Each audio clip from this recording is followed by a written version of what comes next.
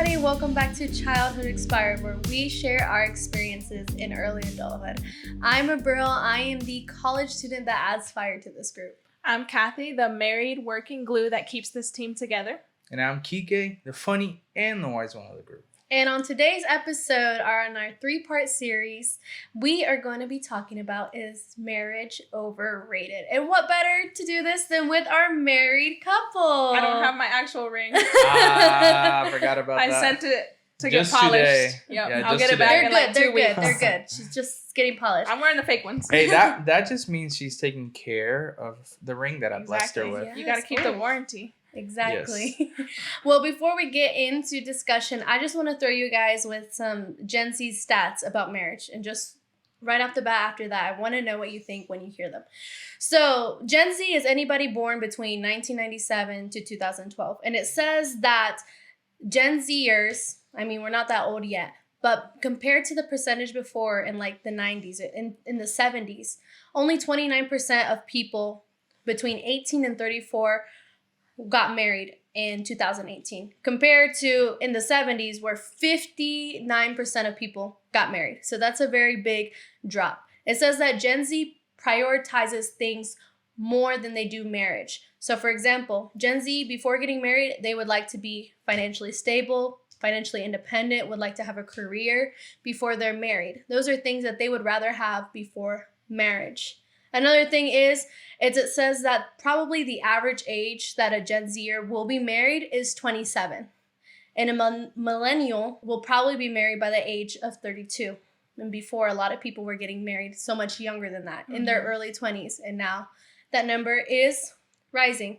Because of that, because less people are getting married, the divorce rate is actually lower. Hey. So there's a win in some places. It actually says that more than 1/3 of Americans that have never been married actually never plan on getting married. Gen Zers and millennials will never ever want to get married. 1/3. 2/3 of the population who are still single say that at some point they would like to be married. All right. It says that the millennial divorce rate is still the lowest in many years. It's hovering 25%, which is less than the national average, which is 50% of marriages and divorce. Millennials is 25%. So less people getting married means less people getting divorced and getting married at older ages when you already kind of know what you want. So with hearing all of that, when it comes to stats about marriage, what is your initial reaction? As you were speaking, I was thinking the oldest Gen Z person right now, because you said 1997. The oldest Gen Z person right now is 25, which is still young. Yeah. So they're just not married yet, Mm-hmm. you know, which I think is not a bad thing. I think get your career together, you know, in a way that's a positive thing that people come out of high school now knowing what they want, or at least a general idea, whereas before, like there wasn't as many option was there wasn't as many opportunities. There wasn't like, well, this is what I'm passionate about and I'm gonna focus on that. It was like, get married, get a job, get stability, you're good to go. You know? Yeah. And now there's so much more that people do with their lives, which is great. Mm-hmm. And 2/3 of them still want to get married. I don't think that's a bad percentage. It's still the majority, right? The majority still wants to get married. There's still a positive view on marriage. What about you, Kike?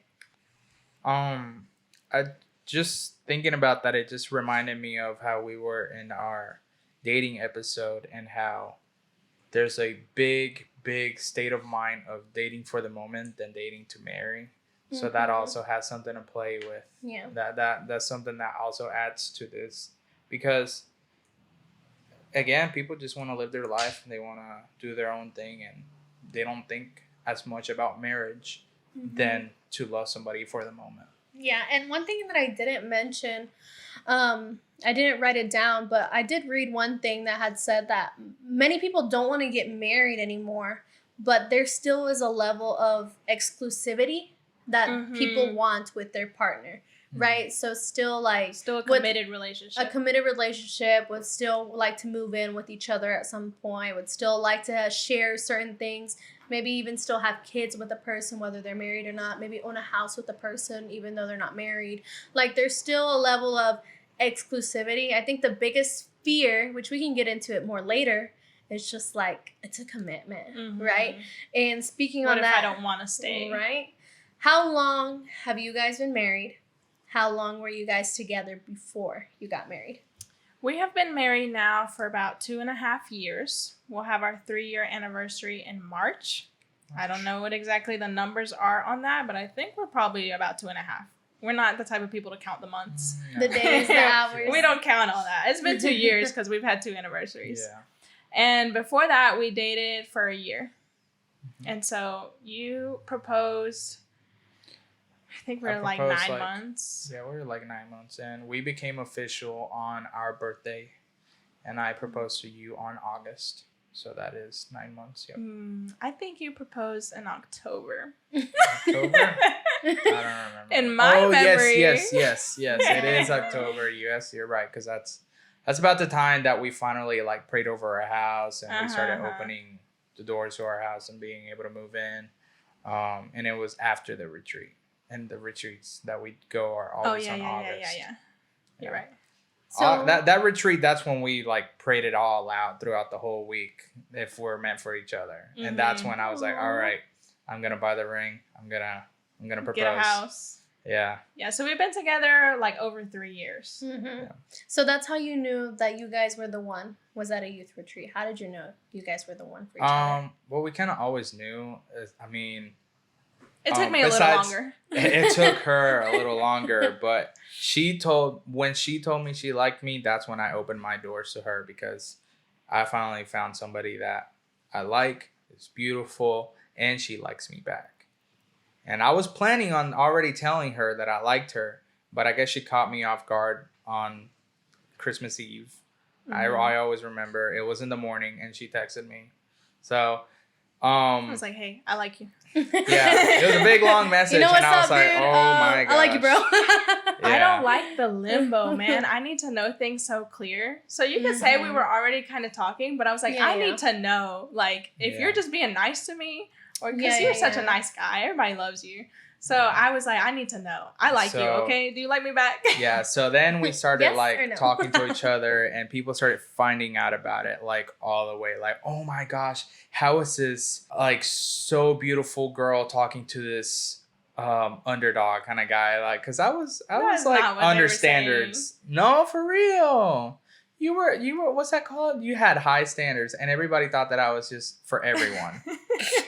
Like, seriously, like I was like, I was a guy who was a weirdo that like every girl and they don't understand me. And I play a lot of video games and I'm too playful and I'm just too nice. Yeah. They never saw a future in me. I think that's not what I think it is. I think that it was that you're just so outgoing and crazy, so to speak. Like you're just so loud and friendly and extroverted in their eyes. And I was the quiet, like, straight face, like I'm here to do my job and leave type person. So they were like, how are they together? But I also think like you lowered your standard for me. No, I think they did. No. All right. Well, that's pretty much it. But then they accepted us because. But we didn't need that. Yeah, I know. But I'm telling the story. Okay. So like they accepted us. In fact, that you know what, they're both good, great, godly people, and that we do the right things, and it's just it felt like if it went through well because people accepted us. We prayed a lot through our relationship, and it always felt like God was with us. It always felt like we actually had permission. Like we actually felt like approval. Yeah, the approval of God being over us and taking care of us. And insane was our last straw. Like we had to be like, all right, like we want to make sure that we're not just gonna limbo and dating or like fail at each other. Like we're not gonna fail each other in a relationship, and that we're being good to each other, that we're the right person. Because we were also fearing that God would tell us to break up. So we were like, all right, doing this retreat, we didn't talk about it. That's such a scary thing as a Christian. Yeah. Like, oh my gosh, the fear, because you're like, is this all emotion? Is it just me? Like, what if God tells me no? It's like, oh my gosh, that's intimidating. So we finished the retreat and it was such a great feeling because I was like, dude, I prayed so hard. We got in the car before we left and we were like, dude, I prayed so hard and I was so scared, and I gotta be honest with you. And I told her, and she was like, I was going through the same thing. And it was just that God accepted us God never told us to break up, but it felt more like a remark of, I got you guys' back. I give you my blessing. And I was like, all right, we got to talk about marriage because we're not going to date forever. We need to have a plan. So that's when I told her a year and 3 months. No. Yeah. Well, it was more later on. Oh, no. I told you that at the beginning of our relationship. On the tea. The day that Kike asked me to be his girlfriend, which is January 2019. Right? January 31st of 2019, which was your we birthday. Didn't need the exact date. Of January in 2019, the day he asked me officially to be his girlfriend, Kike said, I feel that I'm going to marry you in a year and 3 months. Yep. The day we became official, and I was like, whoa, hang on a minute, bro. I was like, at this point, I decided I want to date you. That's the only decision that's been made this far. And fast forward, then we go to the retreat and we got each other to be approved. But he was pretty confident early on. Now, was that maybe some emotion? Probably. Could it have been God? Could have been. But it took me a while. And I think for me, it was that I still feel this way. I feel like I've known Kike all his life. Like, it feels like we've been together forever. And I think that for me was confirmation that it was just so easy to get to know him, to trust him, which for me is a big thing, to tell him everything about me, to be so honest and straightforward. Like, I don't have to feel bad. Sometimes, yes, I have to hold myself back of, like, not being rude to him or just, like, hurting him. But I don't hold back, like, what's crossing my mind? What thoughts do I have? What's my opinion? You know, I don't feel like, oh, he's not going to like that, or I can't say that to him. Like, no, I am who I am with him. And that was such a good feeling. And like he said, just God's confirmation and backup, the way that God led the whole process, we just knew. Yeah. So there goes our 2 years and a half. So fast forward 2.5 years, here we are. So you guys got married when you were 20, right? Yes, 20 years old. 20 years old. What have been the biggest stigmas that you guys came across as getting married so young? I think for people outside of our bubble, it, for me, was a big one. Like, you don't have your college degree. And they're like, how are you going to marry this guy? Like, what if things fail and you don't have your own career in place? Like, you're going to rely all on him. And and if you guys separate, like, I had family telling me that. And I was, I had to stand firm and say, no, God is telling me to marry this man. This is my decision. Like, we're going to be okay. And here I am. I'm in college now getting my degree. Like, I knew that eventually I was going to do it. But I think outside of our bubble, that's what it was. Within our bubble, within the Christian community, they think that you're instantly going to have a child. And that's a whole nother stigma. That you're already pregnant. You're young. Go ahead and get a baby. And I'm like, no. As much as I want a child, if there's anybody in this room that wants a child, that is me. It's you. I have always dreamed of having children. But not right now. Like, I pace myself. I'm enjoying my marriage. We have a great life together. So that's the stigmas that I think. Yeah, I think, and adding to that has been that outside of your bubble, people would think, like, is he really all that, like, for you? And it was like, for me, it was nice that you stood up for me because, like, you knew me, not them. So it was like they would put a lot of pressure on me being the man of the house too. But I never really known about it other than what you would tell me.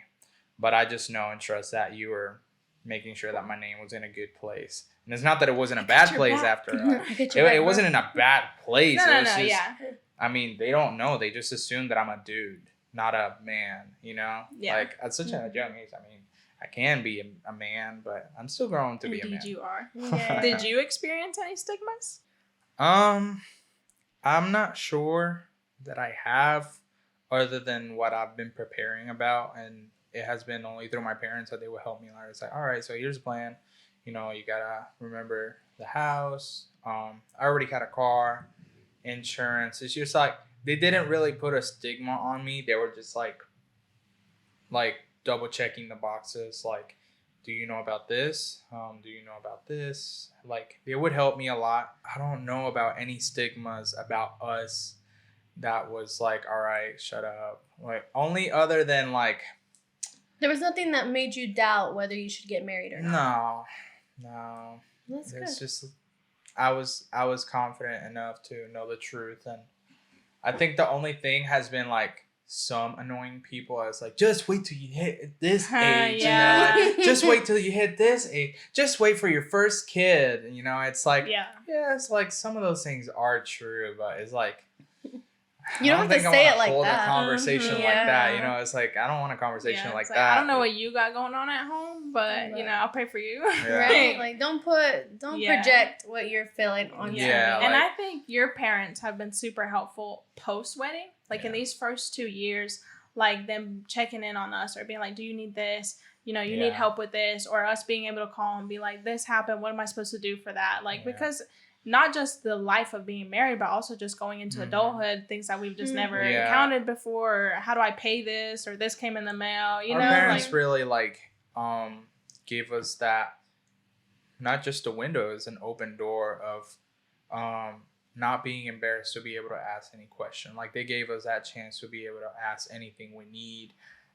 Sometimes they're like, don't worry if you feel like you're tight on budget and you need money, like, we'll come to the rescue. Like, they really make it like, of course we don't ask for money ever, and like, we're probably never gonna ask for money, but like, just the fact that they're there for us and telling us, do not be embarrassed about asking, do not be embarrassed about needing advice, do not be, because we're here for you, because they didn't have that and they want to be that blessing, they want to do that change in our life, that look, this is what we're gonna do for you. We are here 100%. We have your back. That has been a great blessing in our lives. So no stigmas, just comments here and there about know-it-alls. Or sometimes they'll be like, here's a funny one. It's just that sometimes they will be like trivia questioning me, and they expect me to answer, and I'm like, wait, and sometimes like, I trivia answer on what? Like, they'll answer me like trivia questions about marriage. So it's like, do you know your partner? And if you say yes, they'll be like, no, you'll never know your partner. I got you. It's like, okay, whatever, Jeannie. Like, like, I'm not trying to like blow off that wisdom, because it is a little nugget of wisdom, but it's like, I get it now. Like, we can put it aside, you know. Like, that makes sense. Yeah. Well, I think one thing that single people that are dating, and maybe even you guys being married, there's the concept of the one, right? That one person that you're supposed to be with for the rest of your life. Do you guys think that the concept of the one, or how do you define that? And is it a bad thing? I think it can be harmful. Like, just like I was saying earlier, the fear that what if Kika's not the one? And if I get married to him, like, I'm married forever. Like, in our belief, I'm married forever, right? Like, unless it's something that, you know, the Bible says that would call for divorce. But other than that, we're in this till the end. And so if he's not the one, am I disobeying God? And then, like, of course God is going to carry me through it, and he's going to fix it up, you know, and well, this is who you married. But that fear can be unhealthy, and it's not good. It's like, how am I supposed to know? There's not like a formula. There's not if he does this, he's the one. Other than Cosmopolitan articles, like, and we don't trust those. Yeah. So I think it can be a harmful concept. I think it is also a harmful concept, just for the fact that people like to create something for debate. And some people are just generally honest about, you know, well, I just want to know the answer. I just want to figure it out. But most of the time when questions like that come, it's just for people that like want to debate it, I would say. But just the fact that you have to think about the one, so that it's because it annoys people sometimes. Like, you tell somebody, it's like, and that's how we knew that we were the one. And they're like, but is that true though? Like, can you just let us be? Like, yes. Like, I believe we prayed about it. We fasted about it. We took the right measurements. And sometimes we're human, you know. We won't be perfect. But when God puts somebody in front of you and say, this is who you're going to marry, this is the person that will be forever in your life, that should be the one. Isn't that what it's saying? This is the person. It's not saying persons. It's not saying multiple people. The one for now. It's saying this is the person that you're going to live with for the rest of your life. That is one person. That is the one. Yeah, God gave him to you. At the same time, like, I think it can be hurtful if you're like worried about it and it's really in your head. But at the same time, like, I think Kike is the only one for me. Yeah. Like, if he tragically passes away one day, I pray to God that it doesn't, and I'm still like, 30 or something like that. Like, just the thought of having to maybe move on, marry somebody else, which is not a bad thing, but like, in my head, Kike is the only one made for me. He has everything that I need. He loves me exactly the way that I need it. Yeah. So yeah, he's the one made for me. Mm-hmm. But to worry about that, like when you're dating and like be fearful, I think that's where it can be like unhealthy. And sometimes they'll bring up the conversation of like, all right, well, that was the one. Now you're gonna get a different one. Like, so like they put that ahead of time. With the one that was the one. They put that ahead of time. Was that, or if you divorce, is that still the one? I think if that was the case, that would be a different topic, because I think that person is still the one. I just think that you might have done something wrong. If God put that person in your life and things were going well until you decided to stray away from God and then you guys divorced, go back in history. That means that you did something wrong. Both of you did something wrong if you guys were strong faithfully and then all of a sudden you guys are falling apart and you guys are letting go of God. Because the conversation it branches out. It depends on who's doing the conversation and with what person. We can't just... There's a lot of what ifs. Exactly. Yeah. And what ifs are not that healthy sometimes. I think Eve was made for Adam. She was pulled out of his rib. But God didn't pull out a rib out of you to make me. Like, like the first one, Eve was made for Adam. That was the one. That was their purpose, to populate the earth and reproduce. Now that the earth is populated, we have free will. We make our own decisions. There's so many fish in the sea. Choose whichever one you want. But as long as you're guided by God, you go to him for approval. You hear his voice and know how to hear his voice different than any other voice. Focus on that. Worry about that. Worry about your relationship with God being intact, I think. Yeah. When it comes, you guys have been in this relationship for 2 years, married 2 years. How has your experience living together been like? Is it what you thought it would be like? Or was it completely... Why are you scratching your head? My head itch. It was all. It has been fantastic. It's been wonderful. I absolutely love living with Kike. I think that just being kind of in your own world, your house becomes your world. Like, it's just so great. It's so vulnerable. And I'm somebody that hates being vulnerable. Like, I don't want to open to nobody. Like, me, myself, and I. And only I get to know anything about me. But it's so vulnerable, so free, In a sense, there's nobody nagging on you. Parents aren't a bad thing. One day we're going to be parents. But, like, the independence, the figuring things out, you are the only one keeping yourself accountable for the state of the house, for the bills of the house. But it's just so much fun to do it with the person you love. I love it. I think that it's always a wonderful experience. I think you have your ups and downs, but it has never been from us. It's just been oppression to the individual of like stress or like bringing things from outside of the house and having to talk about it with your partner, in this case Kathy. Sometimes we're human, we're normal people. Sometimes we argue. No, we don't. Things that... No, don't tell them that. I don't know the secret. Me argue? Never. But some of those things are actually lame, and those things get brought up by me. Like, most of the time, I'm the emotional one. But there are times that me being the wise one, I'm like, Kathy, you know better than this. And she doesn't like it when she's wrong. Yeah. She gets a little shunned without me shunning her. It's just that on her mind, she needs to have the final word. Mine is just being emotional and like, why? Like, blah, blah, blah, blah. But for her, it's like, I want to make sure that he doesn't correct me a lot. Just that mistake. Like, that's how it's been. But other than that, like, it has been a wonderful experience. I think we always grow to each other. And something that my parents instilled in me is you, me against the world.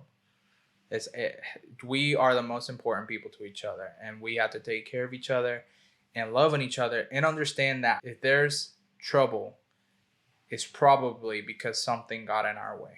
Mm-hmm. And we tackle it together. And it always works. It always works. Because we start conversating about something. We start talking about something and we get a little frustrated. And then we're like, oh, so that didn't happen. So it's this. And then when we know the truth, we are like, all right, we turn each other's faces to the problem. And we're like, we got to take that out of the way. It always works. Just being honest with each other, loving each other, and making sure that we always remember that we're not meant to fight each other. I mean, there's going to be like situations here or there, but that's part of the experience. And so I think that our experience in marriage so far has been great. I feel that already at the age of 22, I've learned so much and matured so much. And I think there's still more to come, to be honest. What do you think is like the funniest or weirdest or most unexpected thing that you would be willing to share after living with me? Like seeing the way I live. You're so clumsy. You're so clumsy. This woman has a 4-point GPA. She is book smart. Technically, she has a 4.0 too. But I don't know. I don't remember. You had something more than 4 points. I don't remember. But when it comes to everything else, dude, she's the most clumsiest person I've ever seen. I'm winging it. And she's quirky. There was no textbook. And she's quirky. Like, she'll just be clumsy and quirky and giggly. And I love that about her. It's like, it's not as embarrassing as I'm saying it. Or it's not as embarrassing. Well, it's like really I'm doing something. And I'm like, oh, I got cut. I'm like, oh, I'm bleeding. I'm like, ouch, that hurt. And when she's funny, she's quirky. Like, she loves cheesy stuff.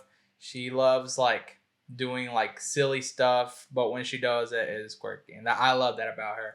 I think that when we got married, I finally got to see the real side of her. And we kind of became not just in a relationship, but we also became like our best friends. Mm-hmm. Like, it was just like it clicked. Like, we laugh together, we have fun together, we pray together, we do everything together. And now I'm this magnet. When she's at church and she walks around, I'm just walking right behind her. Like, that's just me. Like, I'm just like, all right, time to back Kathy up wherever she goes. Do something else. I'm like, you're like a shadow following me. I have to be the shadow. Well, the last question is, and this is a question that you yourself should be asking or wondering what your answer is marriage overrated? No, actually, I think at this moment, from the statistics, it seems like it's underrated. Because not a lot of people want to think about it, and not a lot of people think about it. It's just that, like I said at the beginning, a lot of people are just trying to live their life. And they have it on the back of their minds to get a house, get married. They don't want to go through that because they think it's stressful. And probably some of them don't know the great blessing that they could have with somebody next to you. Yeah. And some of them are depressed. They think, like, dang, like, I can't find somebody and da-da-da. They just have to be patient, focus on their life, focus on themselves, really work on who you are. And for me has been focusing on myself and God. And I put away, not put aside, I threw away out of my mind the fact of looking for a girlfriend. 3 months later, Kathy texted me.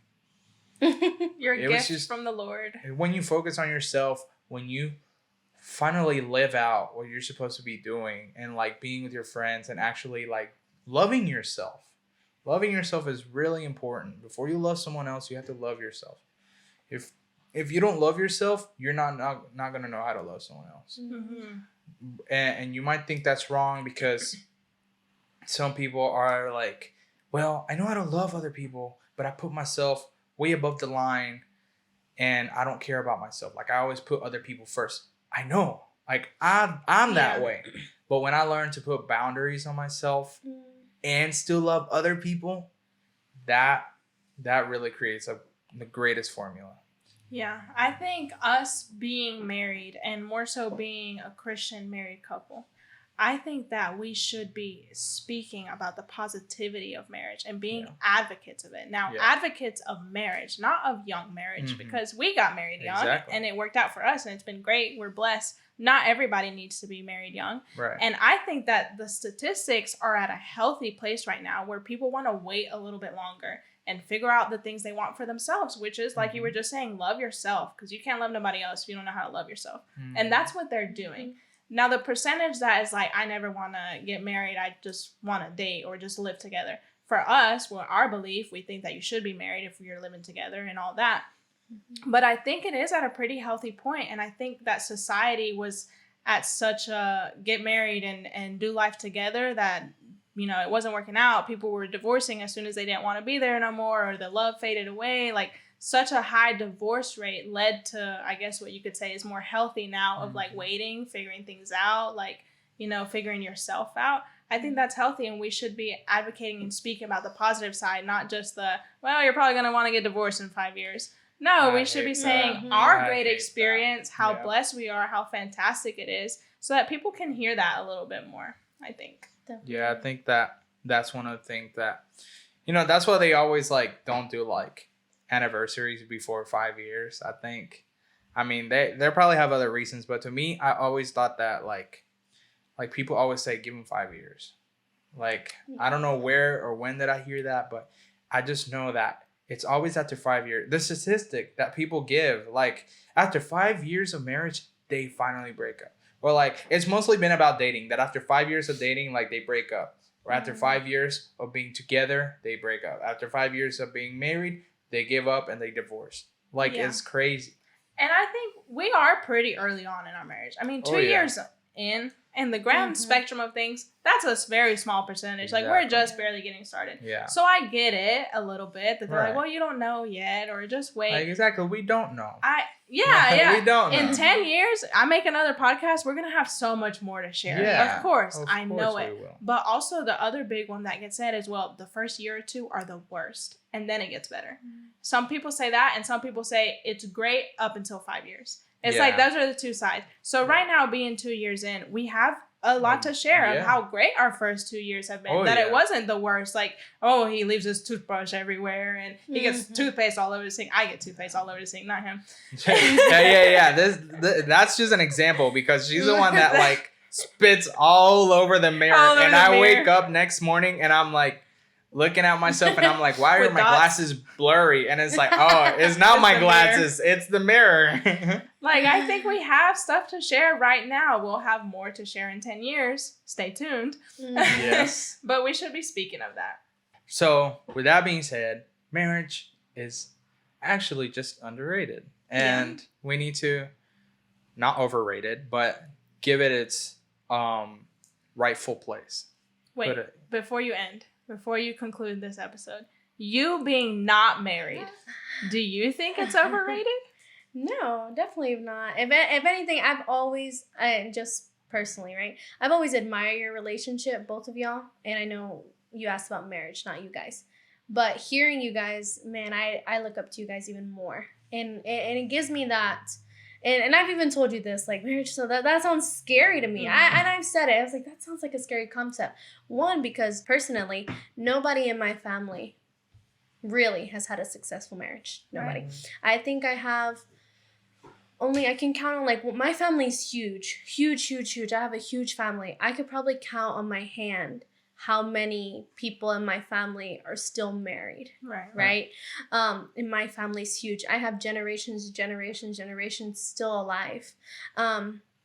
And just the concept of marriage, it scares me because, and also I don't come from a religious background, a healthy one, you know? So that's also something that influences me as a person.